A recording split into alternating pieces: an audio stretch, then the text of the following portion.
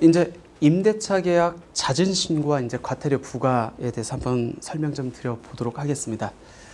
올해 6월 말까지 해가지고 이제 자진 신고를 해라라고 이렇게 국토부에서 이제 지침이 내려왔고, 그래서 지금 지방자치단체에서 이렇게 자진 신고를 받고 있습니다. 신고 대상은 개인 임대사업자예요. 그리고 이번에 자진 신고 대상은 두 가지입니다. 첫 번째, 임대차 계약 신고, 그러니까 최초 신고나 변경 신고 안 한 거.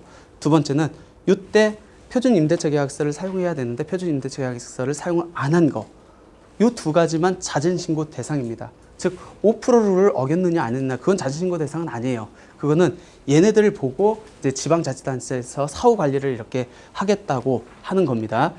이 자진 신고할 때 과거 연도 거부터 다 하라고 하니까 지금 뭐 표준 임대차 계약서 작성한 적도 없고 소급해서 작성할 수도 없는 걸 알기 때문에 자진 신고 기간 동안 임대차 계약 신고를 할 경우에는 한시적으로 표준 임대차 계약서가 아닌 옛날에 일반 계약서를 썼다고 하면 그거라든지, 그게 없다고 하면은 전월세 확정일자로도 신고가 가능하도록 되어 있습니다. 근데 확정일자도 없고 일반 계약서도 다 찢어버렸습니다. 그럼 방법이 없어요. 그렇다고 함부로 내가 계약서를 만들면은, 물론 전에 살았던 임차인의 동의를 받는다면 상관없겠지만 동의가 안 된다면 이건 사문서 위조가 될 수 있거든요. 이게 지금 문제가 많이 발생하고 있습니다. 또 확정일자를 다 받는 건 아니니까 아마 본인들 한번 확정일자 이렇게 내역 한번 조회를 한번 신청을 해보세요. 어떤 거는 있고 어떤 거는 없고 그렇습니다. 그러면 신고 항목에 첫 번째는 임대차 계약 신고 의무가 2012년 2월 5일 날 이후에 계약하는 분부터 이제 하도록 되어 있는데, 일단 그거 하고, 두 번째 묵시적 갱신은 아까 2019년 2월 27일 이후에 묵시적 갱신도 계약 신고를 하도록 되어 있는데 그거, 그다음에 2019년 10월 24일 이후에는 내가 등록할 당시에 임대차 계약이 체결돼 있다, 그것도 최초 신고를 해야 되죠. 그거 이런 것들을 다 신고를 해라. 신고할 때 자진신고서, 이건 양식이 별도 나와 있습니다. 자진신고서하고 임대차 계약 신고서, 꼭 표준 임대차 계약서가 아니어도 된다. 옛날에 썼던 일반 계약서나 아니면 확정일자로 해도 된다라고 이렇게 해놓고 있습니다. 그래서 자진 신고 방법은 렌트홈으로 하든지 아니면 지자체를 방문을 하든지 상관없는데, 지방자치단체를 방문할 때는 반드시 주소지가 아닌 물건지로 가야 됩니다. 내가 물건지가 여러 개 있다. 수원에도 있고 평택도 있고 각각 가는 수밖에 없습니다. 그리고 임대사업자 자진신고 종료한 이후에는 이제 백데이터가 이제 구해졌겠죠. 왜 그러면 데이터가 없으면 부과를 하려고 해도 항상 세금은 근거가 있어야 부과를 하거든요. 그러니까 지금 자진신고나 표준 임대차 계약서를 자진신고하라고 하는 이유가 백데이터를 구축하기 위함이 크거든요. 이제 요게 들어왔으면은 납세자 스스로 자진신고한 내용이니까 이걸 갖고 5% 룰을 어겼으면 이제 부과할 수 있는 명목이 생기겠죠. 아마 그 목적으로 이렇게 자진신고를 하라는 거하고, 또 그 임대차 계약서가 들어오면은 신고 내용이 들어오면 그걸 갖고 이제 전산 입력을 해가지고 이제 추후적으로 사후 관리를 하겠다는 의도가 이제 큽니다. 아무튼 이 이후에는 5% 룰을 어겼다든지 아니면 임대차 계약 신고를 안 한 거에 대해서는 이제 필터링 해가지고 이제 과태료를 부과를 하겠다고 합니다. 솔직히 과태료 부과 대상자는 지방자치단체거든요. 근데 지금 지방자치단체의 요구와 관련해서 문의를 해보면은 답변들이 다 제각각이에요. 왜 그러면 룰이 없어서 그럽니다. 그동안 관심도 안 가졌었거든요. 그러면서 이제 부과를 한다는데, 지방자치단체마다 부과를 하는데 위에서 그러면 어떤 규칙을 내려줘야 될 거 아닙니까? 이 규칙이 지금 없어요. 내려온 게. 어떻게 부과가 될지도 아직 모릅니다. 과태료 부과와 관련된 거는 제가 좀 이따 말씀드리겠지만, 민간임대주택부 시행령 별표 3, 거기 몇 줄이 그게 답니다. 그걸로 어떻게 부과를 한다? 세부적인 지침이 될 수가 없거든요. 그러니까 다들 국토부에서 지침이 내려오기를 기다리고 있습니다. 지금 현재 국토부 전화를 걸어보면 통화가 안 돼요. 저도 지금 이 과태료 부과를 어떻게 할 건지, 즉 임대사업자를 기준으로 해서 한 건만 딱 500 뿌릴 건지, 그러니까 때릴 건지, 아니면은 지방자치단체 부가권자잖아요. 부가권자를 중심으로 하나씩만 때릴 건지, 아니면 주택별로 500씩 때릴 건지, 그거 질의를 해놨는데 답변이 없어요. 그러니까 첫 답변에 대한 민원이 연장됐다는 그 메일만 있고, 통화를 하더라도 통화가 안 돼요. 그건 조금 기다려야 정확한 답변이 나올 것 같습니다. 그리고 들리는 얘기로는 이제 하반기부터는 이제 과태료를 부과를 해야 될 거 아니에요. 근데 동일한 룰을 갖고 부과를 해야 다툼이 없겠죠. 그래서 아마 국토부에서 그쪽 담당자들을 모아가지고 교육을 한다고 합니다. 그래야만 명확한, 그때 가서야만 명확한 부과 기준이라든지 뭐가 나올 것 같아요. 지금은 다들 떠도는 소문에 불과하다라고 이렇게 보시면 될 것 같습니다. 아무튼 임대차 계약 신고는 요 양식에 의해서 신고 주택당 하나하나씩 하는 거예요. 주택임대사업자를 기준으로 해가지고 모든 주택을 기재하는 게 아니고 주택 한 채 한 채당 이렇게 하는 겁니다. 해가지고 예를 들어서 언제부터 언제까지 미신고한 건 몇 건이 있습니다. 뭐 이런 식으로 해가지고 신고를 하라는 내용입니다. 주택임대사업자의 과태료 규정이 2019년 10월 24일 전하고 이후하고 이제 구분이 됩니다. 임대차 계약 신고를 하지 않거나 표준 임대차 계약서를 사용하지 않은 경우, 요거는 2019년 10월 23일 이전하고 이후하고 달라질 건 없어요. 1차 500, 2차 700, 3차 1000만 원입니다. 달라진 게 있다고 하면은 이 임대 조건 등을 위반해서 임대한 경우, 이게 5% 징액 제한을 위반한 경우거든요. 2019년 10월 23일 이전에는 500, 700, 1000만 원 심플했는데 그 이후부터는 위반 건수에 따라서 조금 세분화 이렇게 됐습니다. 과태료 부과 기준은 아까 말씀드렸듯이 법에 규정된 건 없고 이게 시행령 별표거든요. 별표 3의 부과 기준으로 해서 나오는데 이 부과 기준이 가, 나, 다, 라목 이렇게 돼 있는데 실질적으로 우리가 유추할 수 있는 게 가목하고 나목이라고 보시면 될 것 같아요. 위반 행위 횟수에 따른 과태료 부과 기준은 최근 1년간 같은 위반 행위로 과태료를 부과받은 경우에 적용된다는 거 하고, 부가 처분을 한 날과 처분 후 다시 같은 위반 행위를 적발한 날을 각각 기준으로 해서 계산한다. 1년 안에 같은 위반 행위를 했을 때 과태료를 부과한다고 했잖아요. 그 1년은 부가 처분을 첫 번째 받고 나서 다음에 같은 위반 행위를 할 때를 기준으로 해서 판정을 한다는 겁니다. 즉 1년이 넘으면은 리셋된다는 거예요. 그리고 이때 1차, 2차, 3차는 뭐죠? 과태료를 내가 받고서야 1차가 되는 거예요. 그럼 내가 예를 들어서 위반 행위를 5건을 했어요. 그동안 하나, 둘, 셋, 넷, 5번의 임대차 계약 신고를 안 했습니다. A라는 주택 한 채에 대해서. 그렇다고 해서 5번 각각 5회 거쳐서 이렇게 받는 게 아니고 나는 과태료를 한 번도 안 받았잖아요. 그럼 어떻게 되죠? 나는 1차 과태료를 적용받는 겁니다. 그러니까 5번을 위반을 했다 할지라도 딱 한 번 받는 거예요. 500만 원. 그동안 과태료를 받은 적이 없으니까. 그리고 과태료 부과 시 위반 행위가 2 이상인 경우에는 많은 과태료를 부과한다. 예를 들어서 임대차 계약 신고를 안 했다고 하면 당연히 표준 임대차 계약서도 들어갈 이유가 없겠죠. 그렇게 2개가 겹쳤을 때는 둘 중에 많은 거, 이제 동일하니까 이제 500만 이렇게 적용한다고 보시면 될 것 같습니다. 그러니까 요 내용을 정리를 해보면은 지금으로서 우리가 확실히 알 수 있는 거는 아까 1년간 같은 위반 행위로 과태료를 부과받은 경우에 적용한다. 그러면 1년 안에 내가 과태료를 처음 이제 받았습니다. 한 6개월 있다 똑같은 위반 행위에서 과태료를 부과를 받아요. 그럼 얘는 2차가 되겠죠. 근데 지금까지 한 번도 안 받고 이제 처음 과태료를 받습니다. 그럼 1차가 되는 겁니다. 그리고 이게 1년 넘으면 다시 1차부터 다시 시작한다고 이렇게 보시면 될 것 같고, 그 1년의 그 산정은 과태료 부과 처분을 받은 날부터 해서 다시 같은 위반 행위를 적발한 날을 각각 기준으로 계산을 한다. 근데 중요한 거는 같은 위반 행위에 대해서 1년을 산정을 한다는 거예요. 근데 임대차 계약서는 표준 임대차 계약서랑 같이 이제 안 했고, 근데 5% 징액 제한은 또 따로 이렇게 위반을 했다.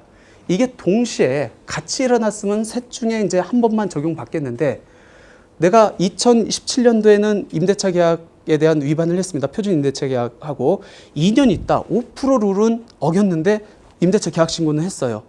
그랬을 경우에는 각각 적용받는 게 맞겠죠. 왜? 위반 행위가 다르기 때문에. 그리고 위반 행위를 기준으로서 하는데 유일한 예외가 아까 의무임대 기간 동안에 양도했을 때는 행위가 아니고 주택 호수당 과태료를 부과한다. 그리고 2개가 겹쳤을 때 같은 시점에 겹쳐야 됩니다. 아까처럼 5% 룰하고 임대차 계약하고 시기가 다르면 각각 보도록 되어 있습니다. 그랬을 경우에는 부가금액이 많은 과태료를 적용한다. 지금까지 유추할 수 있는 건 이 정도예요. 정확하게 만약 강남구에 A, B, C 세 개의 주택을 갖고 있다고 합시다. 혹시 우리 이제 경기도에 사시는 분들은 이렇게 생각하시면 돼요. 수원시, 평택시, 용인시 이렇게 보면 됩니다. 그래서 A, B, C에서 계약 신고 위반을 했고 임대차 계약 위반 거의 얘랑 세트로 가겠죠. 얘가 안 했으면 얘도 안 했으니까. 그다음에 5% 증액 제한을 이렇게 했었을 때 문제는 과태료 부과를 임대 사업자를 기준으로 해서 그냥 한 번 1차 통틀어서 한 번만 500만 원만 부과를 할 건가?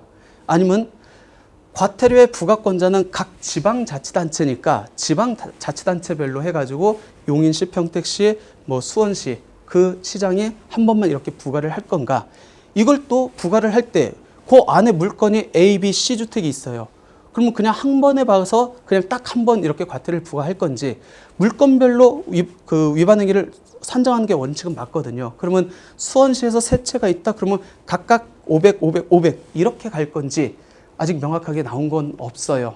그래서 제가 질의를 했는데 아직 답변을 못 얻었고 좀 명확한 내용이 나오면은 제가 유튜브라든지 해가지고 정리해서 이렇게 올리도록 하는데 지금 요거에 대해서 이제 많은 얘기들이 나오죠. 지금 블로그나 아니면 밴드나 카페에서는 요게 이제 다수설이라고 하는데 아직 명확하게 나온 건 없습니다. 좀 지켜봐야 될 것 같습니다. 과태료 부과 통지를 받았을 때 등록 말소하면 과태료 안 내도 돼요? 과태료 통지를 받았는데 등록 말소를 한다고요? 과태료 통지하고 등록 말소하고는 별개라고 보시면 될 것 같아요. 말소는 그냥 내가 선택해서 지금 말소를 하는 거고 과태료는 위반 행위 시에 과태료를 적용받는 거잖아요. 그러니까 별개라고 이렇게 보셔야 되죠. 객체가 사라졌기 때문에. 아니죠. 예를 들어서 그거예요. 지금 내가 말소 신고를 합니다. 위반 행위는 1년 전에 예를 들어서 했어요. 그럼 내가 말소 신고했다고 부과가 안 됩니까? 그건 아니죠. 단지 어떤 건 유추할 수 있나요? 대상자들이 너무 많아. 그러면은 아무래도 대상 부과를 한다고 하면은 말소한 사람보다는 안 한 사람을 위주로 이렇게 하겠죠. 그런 차이점은 있는데 말소를 했다고 해서 내 과태료 대상에서 제외된다? 그건 잘못된 생각입니다. 그러면 과태료를 부과할 수 있는 법률 근거는 어떻게 됩니까? 요거예요. 질서 위반 행위 규제법입니다. 여기에서 이제 과태료에 부과된 절차를 규정하고 있고 여기에서 보면은 위반 행위 시의 법률에 따른다.